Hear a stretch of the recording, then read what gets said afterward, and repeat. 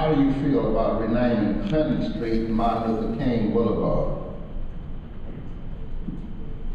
Mr. Ahrendt, we'll start with you.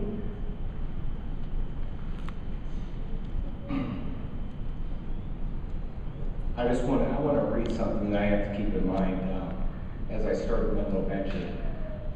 It's that in the end we remember not the words of our enemies, but instead the silence of our friends. I was privileged when I was in the 8th grade to have a civil rights social studies teacher who had instilled in me the great works that Martin Luther King had done and still to this day does. I'm honored that we're finally going to recognize him with the bridge. I think though I don't think that Dr. King would have needed the monumental bridge that we're building. We could have built something to honor the man who was more humble about himself without it being a Taj Mahal, but I am not against naming a boulevard for Dr. King. And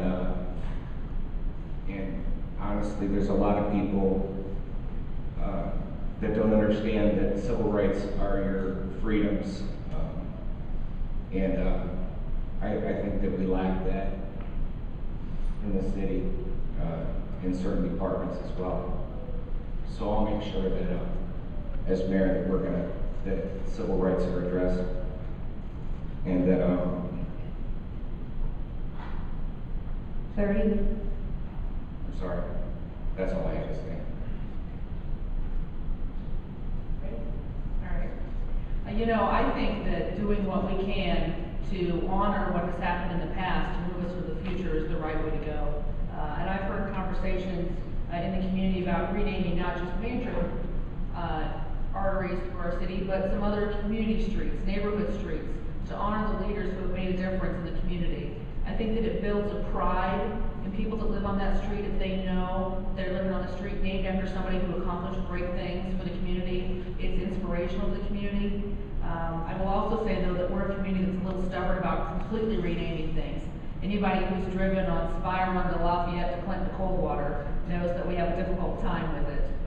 Or Washington Center to St. Joe Center. I think that the way to do it is to have a dual naming, and that way you're honoring the people that deserve to be honored and instilling that sense of pride and recognition of the tradition in our past, but still allowing businesses and residents on the street to keep their legal street name.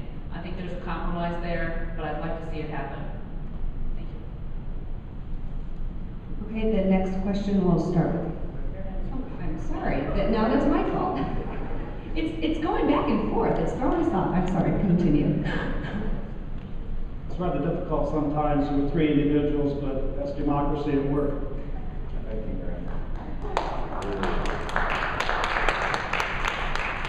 Actually, I think the renaming of Clinton Street to Martin Luther King Drive corridor, I think it's very interesting. Very interesting idea.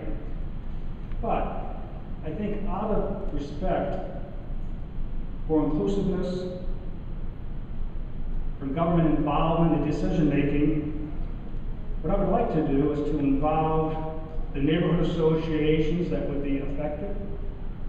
Obviously, the Southeast Area Partnership, businesses along the corridor.